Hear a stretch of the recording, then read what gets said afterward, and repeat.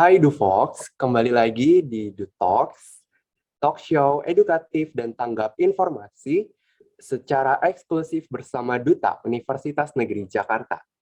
Kali ini saya Dimas Cahya Ramadan selaku Duta Universitas Negeri Jakarta akan memandu jalannya acara Dutalks pada episode kali ini bersama dengan Dekan Fakultas Ilmu Pendidikan yaitu Profesor Dr. Fahru Rozi, MPD.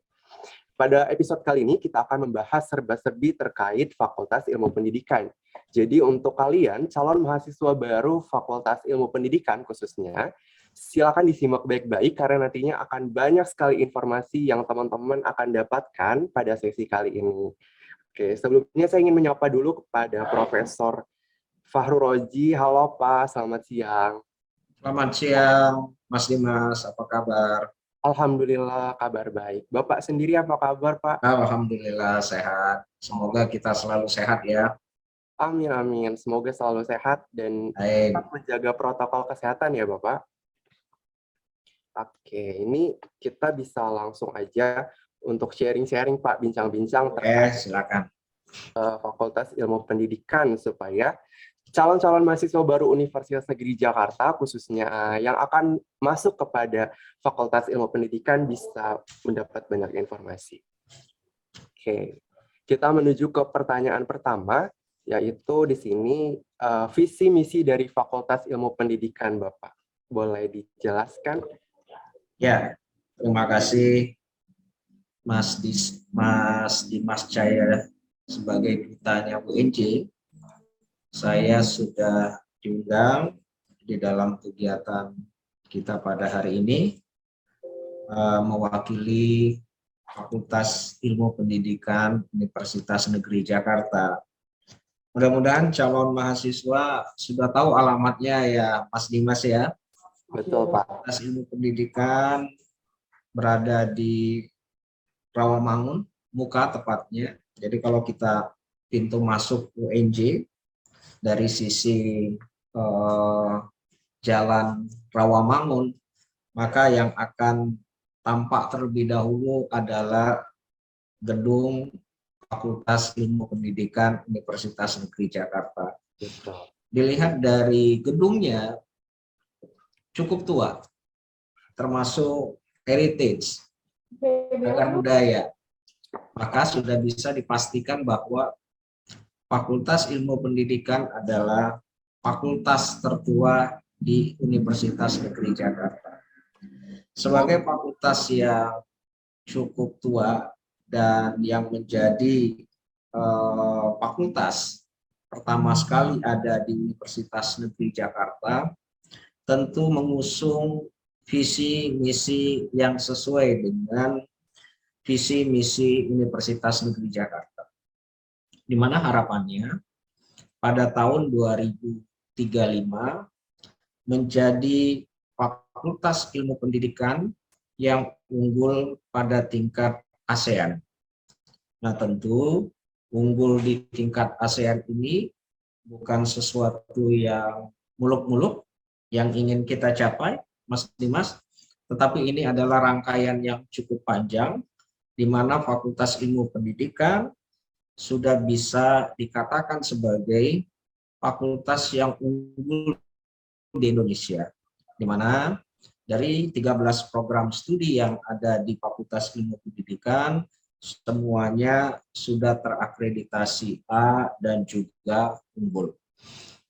Terkait dengan visi dan misi, visinya tadi sudah saya katakan, pada tahun 2035 menjadi Fakultas Ilmu Pendidikan yang unggul di tingkat ASEAN, maka pada misi, di dalam misi Fakultas Ilmu Pendidikan ada 4.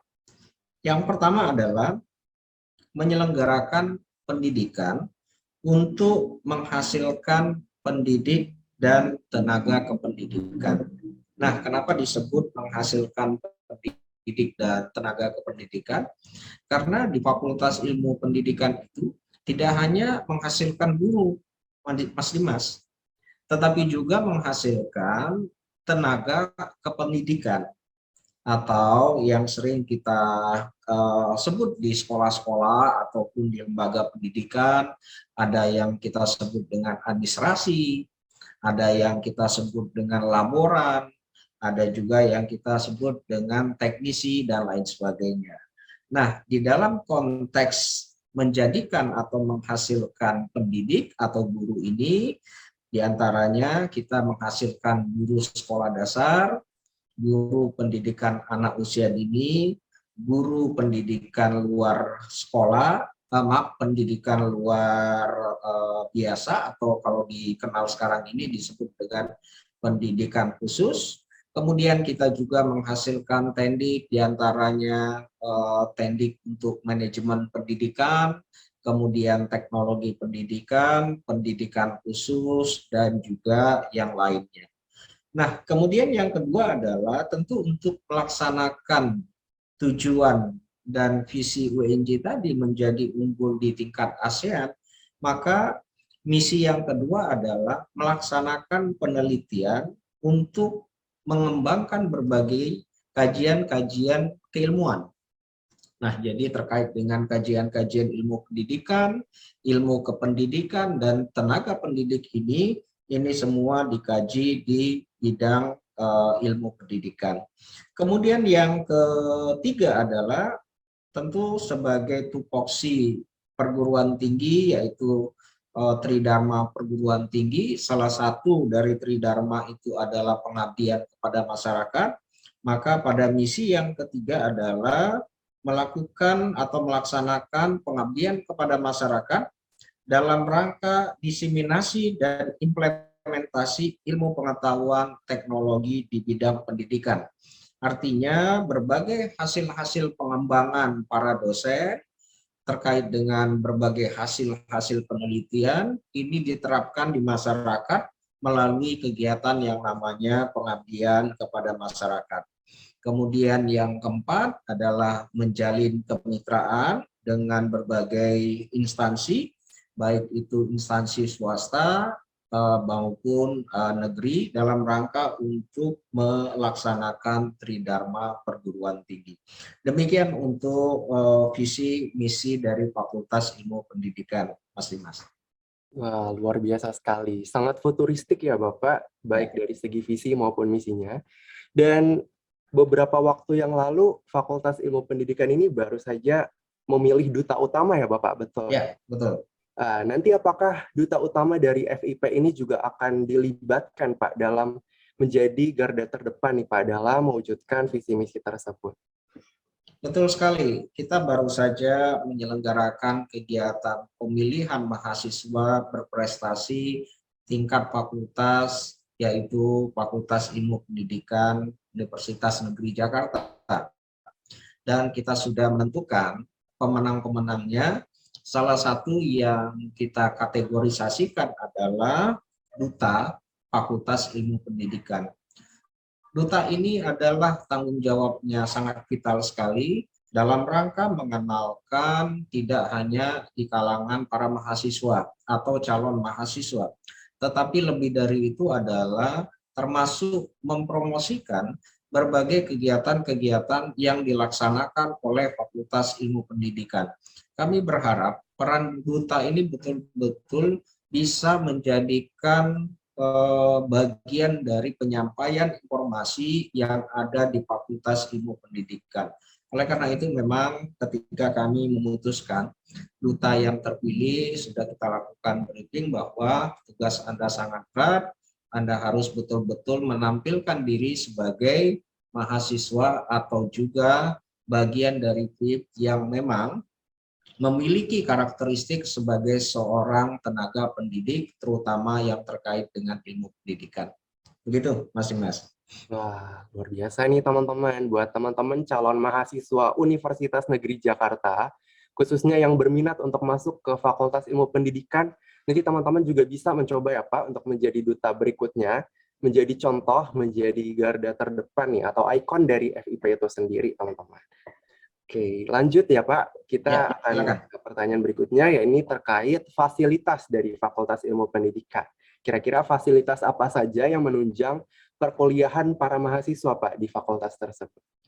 Ya, baik.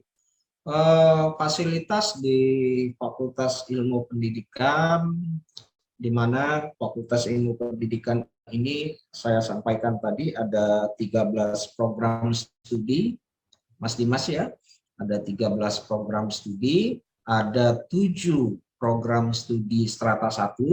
Yang pertama adalah pendidikan guru, pendidikan anak usia dini. Yang kedua adalah bimbingan konseling. Yang ketiga adalah pendidikan luar sekolah atau pendidikan masyarakat. Yang keempat adalah pendidikan luar biasa atau pendidikan khusus. Yang kelima adalah manajemen pendidikan. Yang keenam adalah teknologi pendidikan. Yang kedelapan adalah pendidikan guru sekolah dasar. Yang ketujuh adalah pendidikan guru sekolah dasar. Dari 7 program studi ini, semuanya sudah terakreditasi A. Ya, jadi dari 7 prodi S1 ini, semuanya terakreditasi A. Kemudian ada 6 program studi lagi, tetapi pada jenjang strata 2, di mana ada S2 pendidikan masyarakat, S2 pendidikan dasar, S2 teknologi pendidikan, S2 bimbingan konseling, S2 manajemen pendidikan. Dan sekarang ini kita sedang berproses untuk mendirikan S2 pendidikan khusus. Sehingga jika S2 pendidikan khusus ini sudah diperoleh izinnya, maka di Fakultas Ilmu Pendidikan akan menyelenggarakan 7 prodi S1 dan 7 prodi S2. Nah, dari 13 program studi ini memiliki atau lokasi tempat perkuliahan ataupun yang menjadi tempat para mahasiswa berkuliah ada 2 tempat, Mas Dimas. Yang pertama adalah di Rawamangun, tepatnya di kampus A. Ya, kampus A ini kita sebut dengan kampus Rawamangun. Kemudian ada kampus E. Kampus E ini lokasinya adalah di Setiabudi, Jakarta Selatan. Nah, khusus untuk kampus E, ini untuk program studi pendidikan guru sekolah dasar.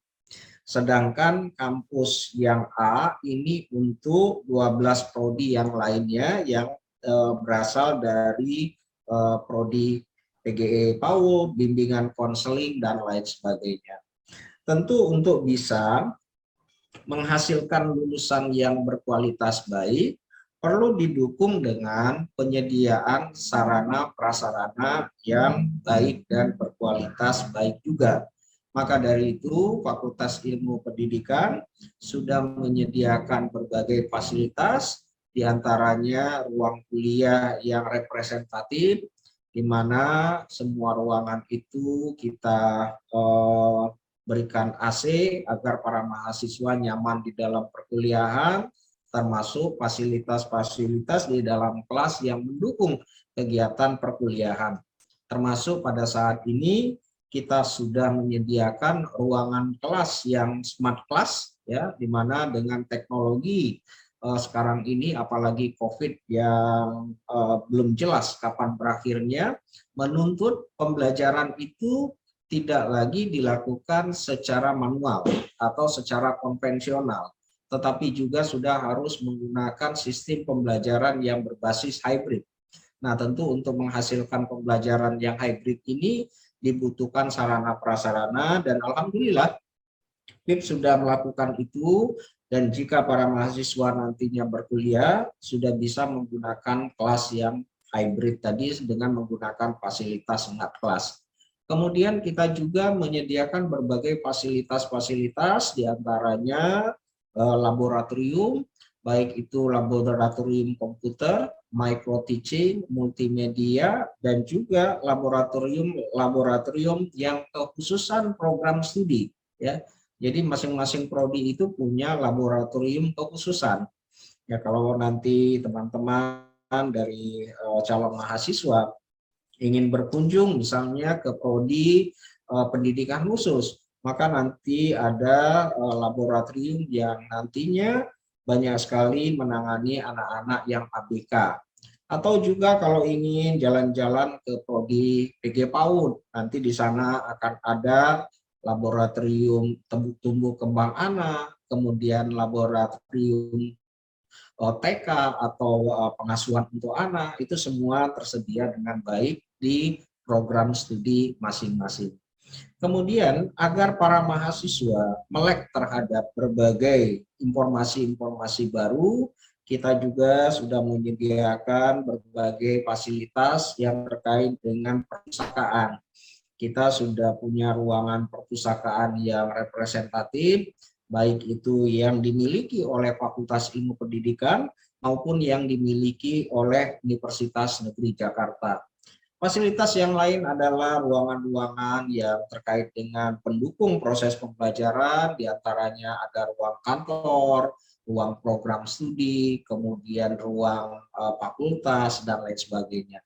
Akan lebih bisa mengenal lebih dalam sebenarnya terkait fasilitas ini jika para mahasiswa nantinya sudah bisa bergabung menjadi mahasiswa Fakultas Ilmu Pendidikan. Begitu, Mas Dimas. Luar biasa sekali, bukan teman-teman, fasilitas dari FIP. Udah kampusnya ternyata ada yang terpisah sendiri ya, Pak, yaitu untuk teman-teman nanti calon mahasiswa baru jurusan pendidikan guru sekolah dasar. Gak perlu ragu lagi untuk masuk ke dalam fakultas ini, karena seperti yang telah disebutkan oleh Profesor Fahrul Rozi, fasilitasnya sangat mumpuni, mulai dari tadi smart classroom, berbagai laboratorium, hingga perpustakaan yang akan menunjang pembelajaran mahasiswa Fakultas Ilmu Pendidikan itu sendiri. Nah, lanjut ya Pak, kita akan ke pertanyaan yang cukup banyak ditanyakan nih oleh calon mahasiswa baru, yaitu mungkin ini 2 pertanyaan yang berkesinambungan, jadi kita gabung aja, yaitu terkait daya tampung program studi di Fakultas Ilmu Pendidikan, dan juga dari berbagai prodi tersebut, kira-kira apakah ada Pak prodi yang menjadi unggulan atau favorit dari calon mahasiswa baru? Oke, baik, terima kasih. Terkait dengan daya tampung masing-masing prodi, Fakultas Ilmu Pendidikan ini termasuk fakultas yang cukup digemari ya oleh berbagai calon mahasiswa, sehingga ketika kami menerima calon mahasiswa hampir setiap tahunnya, itu persaingan untuk bisa masuk di Universitas Negeri Jakarta ini sangat tinggi. Ya.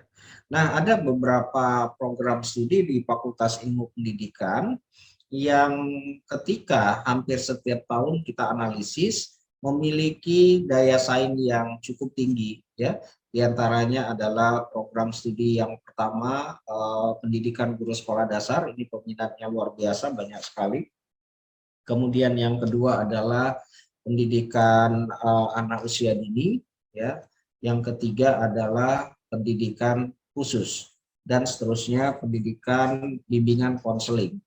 Nah, 4 prodi ini merupakan yang termasuk prodi yang saingannya itu cukup tinggi, sehingga di sini butuh perjuangan teman-teman para mahasiswa untuk bisa masuk ke dalam program studi ini. Ya. Nah, untuk daya tampung sendiri sebenarnya kita sudah menyediakan sebuah persiapan yang sangat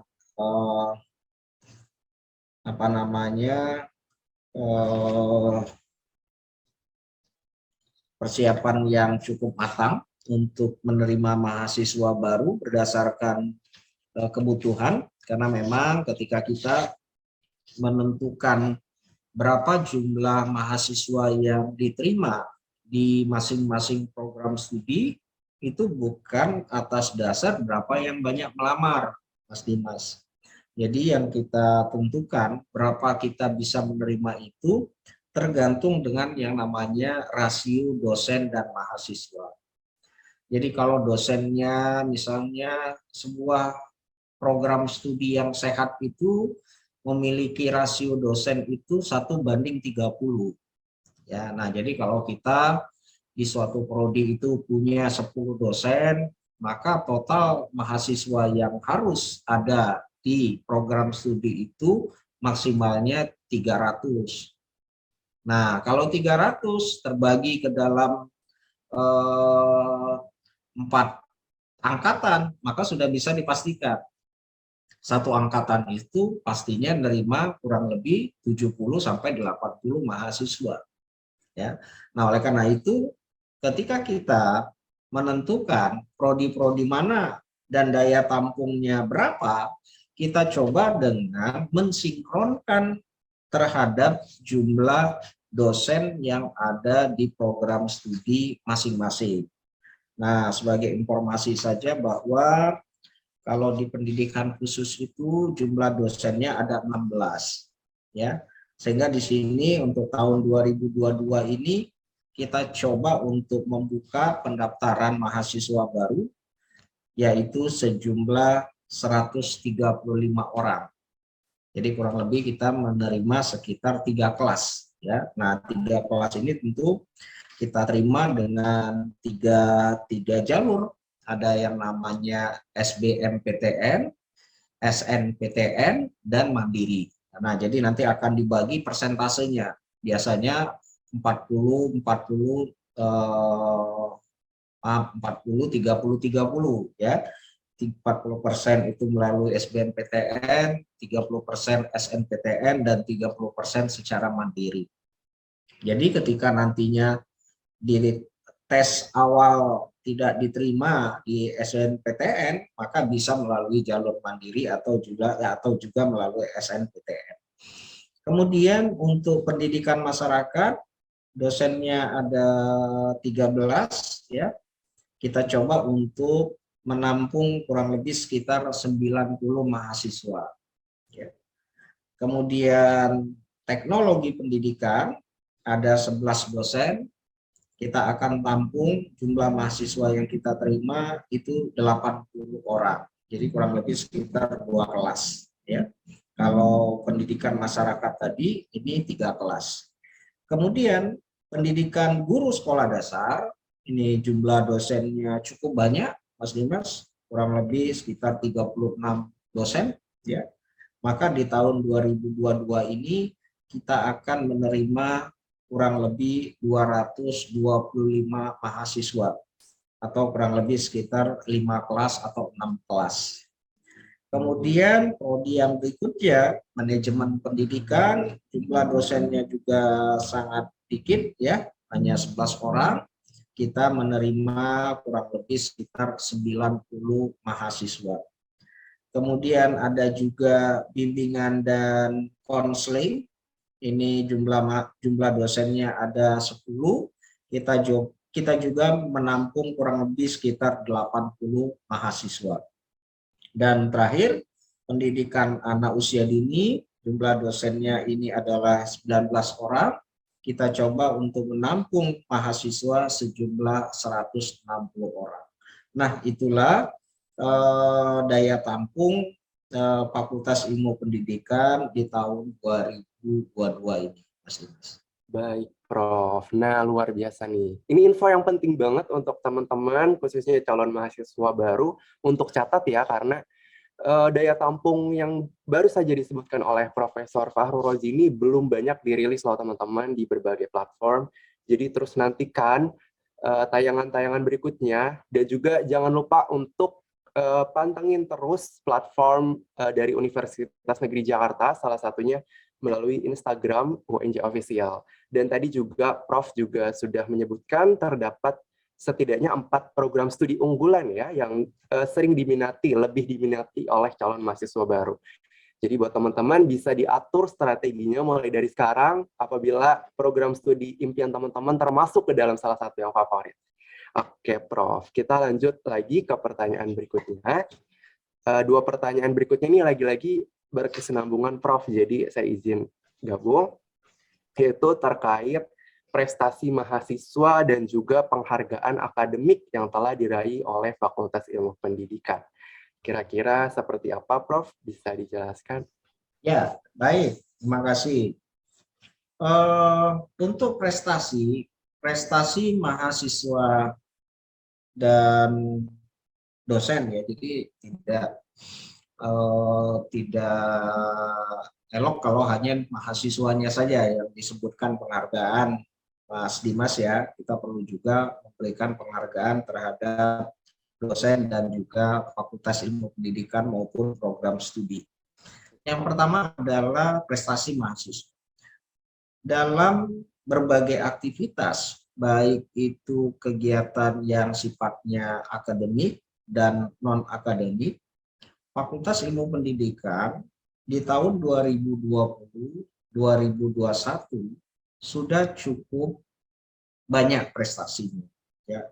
Dan agak sulit untuk bisa mendeskripsikan satu persatu, tetapi yang bisa kami simpulkan dalam kesempatan hari ini, pada tingkat nasional, prestasi mahasiswa Fakultas Ilmu Pendidikan ada kurang lebih sekitar 110 prestasi. Kemudian pada tingkat internasional ada 37 prestasi. Nah, prestasi ini bisa dalam bentuk akademik maupun non-akademik. Akademik itu dalam bentuk LKTI misalnya, lomba karya tulis ilmiah para mahasiswa, lomba debat, lomba cerdas cermat, lomba storytelling, dan lain sebagainya. Ya. Tapi juga ada yang sifatnya non-akademik. Contoh, lomba olahraga, kemudian juga seni, kemudian juga yang lain-lainnya. Itu semua menjadi bagian dari prestasi mahasiswa Fakultas Ilmu Pendidikan pada tahun 2021-2020 yang lalu. Kemudian untuk tingkat fakultas, untuk dosen, ya, alhamdulillah dosen di Fakultas Ilmu Pendidikan yang sekarang ini terdaftar kurang lebih sekitar 140 orang. Dari 140 orang itu, yang menduduki atau yang memiliki gelar akademik guru besar atau profesor itu sudah di atas 10%. Artinya terdapat 18 guru besar yang berasal dari Fakultas Ilmu Pendidikan dari 140 tadi. Maka Fakultas Ilmu Pendidikan merupakan satu-satunya di Universitas Negeri Jakarta yang memiliki guru besar lebih dari 10%. Ya, nah ini capaian yang luar biasa. Jadi para mahasiswa ketika berkuliah di Fakultas Ilmu Pendidikan, dosen-dosennya ya betul-betul mumpuni. Ya. Kemudian juga untuk dosen-dosen yang berkualifikasi doktor atau S3, kita memiliki 60% doktor di dalam Fakultas Ilmu Pendidikan. Jadi kalau 140 tadi, berarti 60%-nya itu sudah doktor. Nah, sisanya masih dalam proses penyelesaian studi dan lain sebagainya. Kemudian di dalam kegiatan-kegiatan yang sifatnya skala nasional, ya, skala nasional ini baik ini yang terkait dengan kegiatan-kegiatan kemahasiswaan, kemudian dosen ataupun yang menyangkut kelembagaan, perguruan tinggi yang ada di Indonesia menganggap Fakultas Ilmu Pendidikan sebagai fakultas yang bisa dijadikan contoh atau bisa menjadi bagian trademark dari berbagai aktivitas yang ada di Indonesia. Selanjutnya, tadi prestasi dosen dan mahasiswa sudah saya sampaikan. Selanjutnya, Fakultas Ilmu Pendidikan sebagai bagian dari fakultas tertua di Universitas Negeri Jakarta memang sudah melakukan banyak sekali aktivitas, diantaranya melaksanakan berbagai kerjasama, ya, baik itu yang dilakukan pada level nasional maupun internasional. Secara lebih spesifik terkait dengan keilmuan yang ada di Fakultas Ilmu Pendidikan, kerjasama yang sudah dilakukan oleh Fakultas Ilmu Pendidikan kurang lebih sekitar 35 kerjasama pada tahun 2021. Jadi kalau di total mungkin sekitar 70 ya di dalam kerjasama yang nasional. Sedangkan internasional juga banyak sekali. Kalau di dalam hitungan kami yang sudah terdata, yang secara internasional itu kurang lebih sekitar 28 dengan berbagai lembaga, baik itu NGO maupun perguruan tinggi luar negeri atau juga lembaga-lembaga termasuk Atikbud ya, atas pendidikan untuk di luar negeri. Dan beberapa waktu yang lalu kami di tahun 2020 yang lalu kita sudah menjalin kerjasama dengan Atikbud beberapa negara, diantaranya Mesir, Arab Saudi, Thailand, Malaysia, kemudian yang terbaru Amerika, kemudian Prancis, dan juga beberapa negara-negara Asia lainnya. Nah, sebagai informasi kepada calon mahasiswa Fakultas Ilmu Pendidikan, beberapa prodi sudah mulai di tahun 2021 kemarin, walaupun masih dalam kondisi pandemi COVID, sudah melaksanakan kegiatan yang sifatnya magang dan praktik kegiatan mengajar di luar negeri.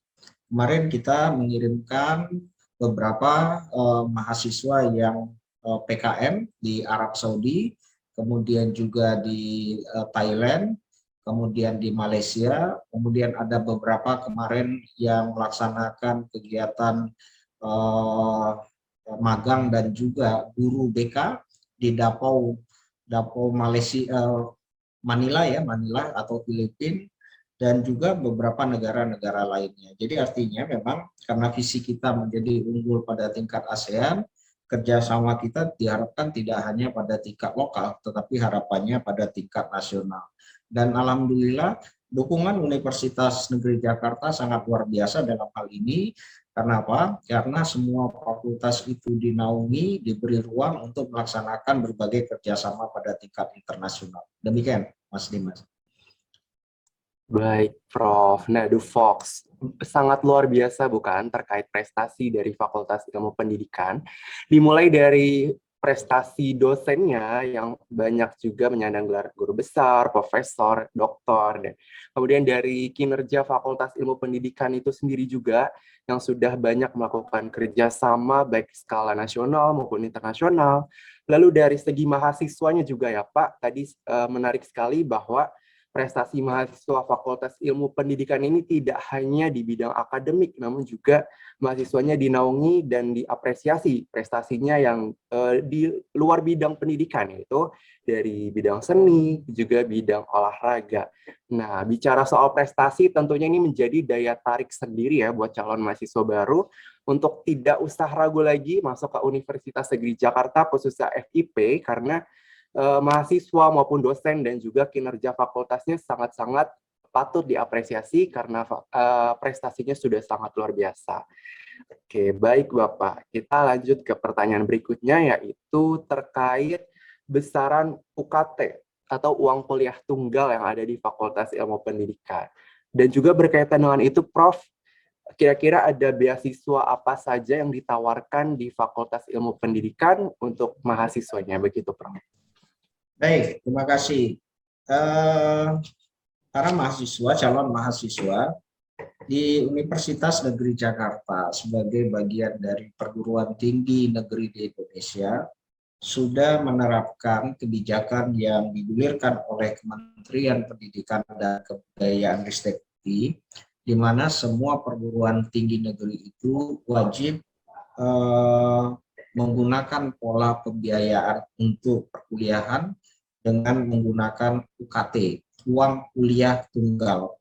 Apa maksud dari uang kuliah tunggal ini? Uang kuliah tunggal ini adalah seorang mahasiswa ketika dia masuk di perguruan tinggi itu, dia akan membayar biaya SPP ataupun biaya kuliahnya per semester dengan hanya membayar satu kali saja. Jadi cukup dengan membayar biaya yang sudah ditentukan ataupun besaran UKT-nya, maka dia tidak akan lagi menambah dengan biaya-biaya yang lainnya. Ya, kalau di tempat lain mungkin ada biaya ujian, ada biaya SKS, ada biaya kunjungan, ada biaya-biaya lainnya. Nah, karena WNJ menerapkan UKT, kalau seandainya SPP-nya 3 juta, maka sudah pasti atau sudah bisa dipastikan mahasiswa ini akan mengeluarkan uang hanya 3 juta dalam satu semester. Nah, ini yang disebut dengan UKT. Sedangkan besaran UKT itu dia ditentukan berdasarkan penghasilan dari orang tua. Ya, sehingga di sini nantinya akan kita temukan ada UKT itu yang paling rendah, UKT 1 itu kalau tidak salah 500.000, ada UKT 2 itu 1 juta, UKT 3 itu 3 juta, seterusnya sampai dengan UKT yang tertinggi di Fakultas Ilmu Pendidikan itu adalah 6,5 juta. Jadi 6,5 juta ini untuk orang-orang tua yang penghasilannya sudah di atas rata-rata, biasanya akan dikenakan UKT yang seperti itu. Tetapi umumnya di Fakultas Ilmu Pendidikan, setelah saya analisis ya Mas Dimas, kalau saya analisis, rata-rata bisa dipastikan bahwa di Fakultas Ilmu Pendidikan itu merupakan mahasiswa yang UKT-nya rata-rata level 3 atau 3 juta tadi. Jadi SPP-nya per semester itu 3 juta ya. Kecuali kalau mereka yang memang dilihat dari penghasilan orang tua dan lain sebagainya, sehingga dia bisa turun menjadi UKT yang 500.000 atau 1 juta. Jadi mahasiswa yang berpenghasilan orang tuanya rendah ya bisa kuliah di FIP, ya bisa kuliah di Fakultas Ilmu Pendidikan jika lulus, kan gitu Mas Dimas ya. Jadi kalau ingin dapat UKT yang berapa itu kan sebenarnya nanti pada saat dinyatakan lulus baru diverifikasi oleh bagian UKT-nya. Nah, kalau ada pertanyaan mahasiswa, Pak, kalau saya penghasilan orang tua begini, berapa yang harus saya bayar? Nah, tidak bisa kita jawab. Kenapa? Anda harus lulus dulu. Setelah lulus kita verifikasi dengan mengecek penghasilan orang tua dan lain sebagainya, barulah kita tentukan UKT-nya. Tentu UKT ini bukan sesuatu yang harga mati yang bisa ditetapkan oleh universitas. Ya, banyak sekali juga mahasiswa yang sudah kuliah karena banyak faktor akhirnya UKT-nya diturunkan atau UKT-nya dikurangi. Ya, ini karena banyak faktor. Apalagi masa pandemi sekarang ini banyak sekali mahasiswa yang mengalami krisis ya, maka banyak sekali juga yang kita kurangi UKT-nya, bahkan ada yang sampai berapa persen itu kita turunkan UKT-nya. Nah, berikutnya karena kita juga sudah dianggap perguruan tinggi yang memiliki levelnya baik, yang unggul, ya karena akreditasi kita, institusi kita unggul, maka pemerintah tidak segan untuk bisa memberikan bantuan dalam bentuk beasiswa, ya di mana selalu yang ada di Universitas Negeri Jakarta itu adalah beasiswa bidik misi, ya. Kemudian ada beasiswa bantuan UKT dan juga ada beasiswa aktif. Ya. Nah, untuk beasiswa bidik misi, ya bidik misi ini program dari pemerintah di mana para mahasiswa tidak hanya mendapatkan bantuan pembiayaan SPP, UKT, tapi juga ada uang biaya hidupnya kalau nggak salah ya Mas Dimas ya. Ini diberikan kepada mahasiswa yang berprestasi, ya. Nah, tentu dengan beasiswa bidik misi ini, alhamdulillah FIP itu cukup banyak di tahun-tahun 2022 kemarin, kita menerima kurang lebih 693 beasiswa bidik misi. Ya, nah jadi dengan beasiswa bidik misi ini banyak sekali teman-teman para mahasiswa itu terbantu ya. Dan dilihat dari persentasenya sangat tinggi. Hampir kurang lebih kalau jumlah mahasiswa per tahunnya itu 5.000 ya, 5.000 kurang lebih berarti kalau 693 itu hampir 20% ya Mas Dimas ya. Sekitar 15 sampai dengan 18% itu mendapatkan beasiswa bidik misi. Kemudian juga ada biaya UKT namanya, ya, beasiswa UKT. Nah, beasiswa UKT ini bantuan yang sifatnya diberikan jika para mahasiswa itu sudah mungkin tinggal menulis skripsi atau juga dengan pertimbangan-pertimbangan khusus, karena ada juga yang karena orang tuanya sebelumnya kerjanya gaji orang tuanya full, tapi karena COVID, lalu gaji orang tuanya dikurangi, lalu para mahasiswa mengajukan untuk penurunan UKT, biasanya itu juga akan dipertimbangkan sebagai bagian dari beasiswa UKT. Kemudian juga ada di tahun yang 2021 ini, Mas Dimas, beasiswa yang bantuan UKT ini juga cukup banyak, ada kurang lebih 340 mahasiswa yang kita berikan. Kemudian berikutnya yang terkait dengan beasiswa aktif. Nah, beasiswa aktif ini apa Pak? Beasiswa aktif. Beasiswa aktif ini adalah berbagai bantuan atau beasiswa yang diberikan oleh lembaga-lembaga. Jadi kita tampung dalam satu nama yang kita sebut dengan beasiswa aktif. Mulai dari ada beasiswa adik ongoing, kemudian ada beasiswa Bank Indonesia, ada beasiswa Basnas, ada beasiswa Difabel, ada beasiswa Karya Salemba, ada beasiswa Pemkot Kabupaten Bogor, ada beasiswa Women International Club, kemudian Yayasan Beasiswa Yayasan Salim, PT Gudang Garam, dan banyak sekali, ya, banyak sekali. Dan ini sangat membantu kita untuk bisa para mahasiswa yang berkesulitan di dalam pembiayaan SPP-nya terbantu dengan beasiswa ini. Nah, biasanya beasiswa aktif ini bisa diperoleh oleh mahasiswa kalau mahasiswa itu sudah terdaftar sebagai mahasiswa. Jadi kalau ada pertanyaan, Pak, bolehkah kami mendapatkan beasiswa itu karena kami sulit untuk bisa membayar SPP? Boleh, asal sudah terdaftar dulu sebagai mahasiswa. Nanti diajukan ke koordinator program studi atau ketua program studinya, ya, maka nanti ketua program studi yang akan bisa mencarikan beasiswa itu. Tapi kalau belum masuk kan belum bisa kita bagikan beasiswa. Begitu, Mas Dimas.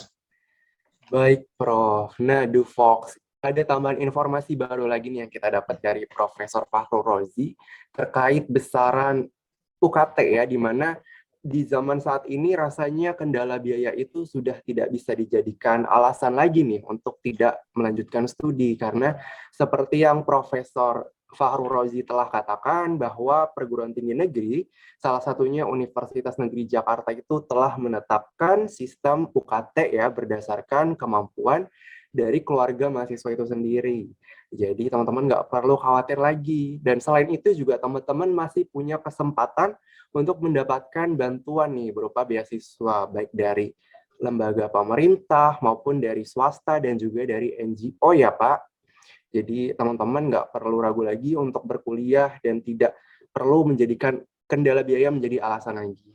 Nah, Prof, kita sudah berada di ujung acara nih karena ternyata pertanyaannya sudah terjawab semua. Semoga informasi yang telah diberikan oleh Prof. Fahrul Rozi dapat menambah wawasan nih buat teman-teman, khususnya calon mahasiswa baru Fakultas Ilmu Pendidikan khususnya ya Prof.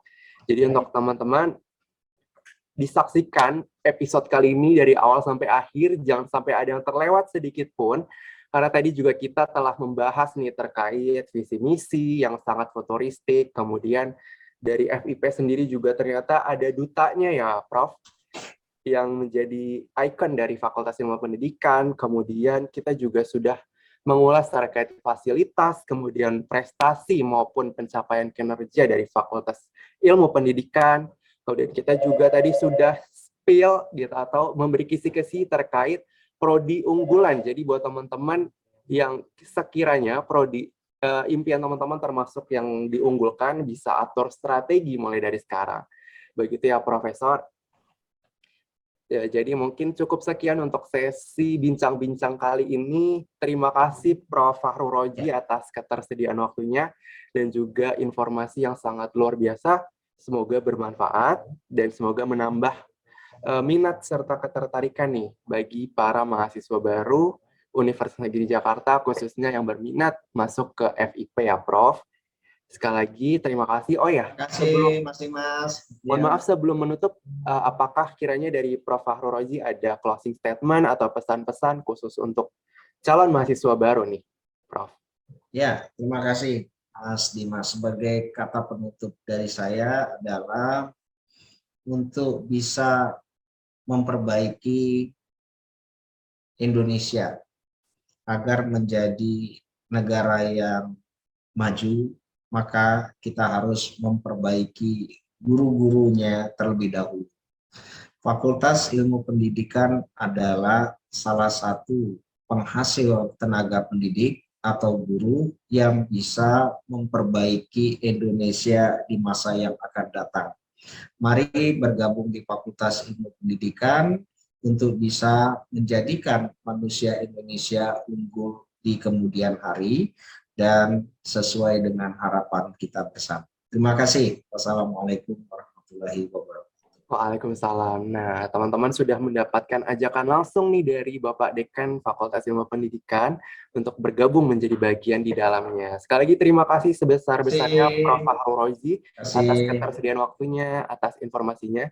Sehat selalu ya, Prof. Terima kasih. Kita Saya selalu. pamit, Mas Dimas. Baik, Terima Prof. kasih. Ya. Assalamualaikum warahmatullahi wabarakatuh. Waalaikumsalam warahmatullahi wabarakatuh. Oke, Dufox, kita telah selesai berbincang-bincang dengan Prof. Fahru Rozi selaku Dekan Fakultas Ilmu Pendidikan Universitas Negeri Jakarta. Tentunya ini bukan episode terakhir dari Dutox, nantinya akan ada episode-episode berikutnya yang akan membahas atau berbincang-bincang terkait fakultas lain yang ada di Universitas Negeri Jakarta. Untuk itu, terus saksikan Dutox hanya di Instagram duta_UNJ. Sampai bertemu di episode berikutnya. Saya Dimas Cahya Ramadan selaku Duta Universitas Negeri Jakarta pamit undur diri. Terima kasih.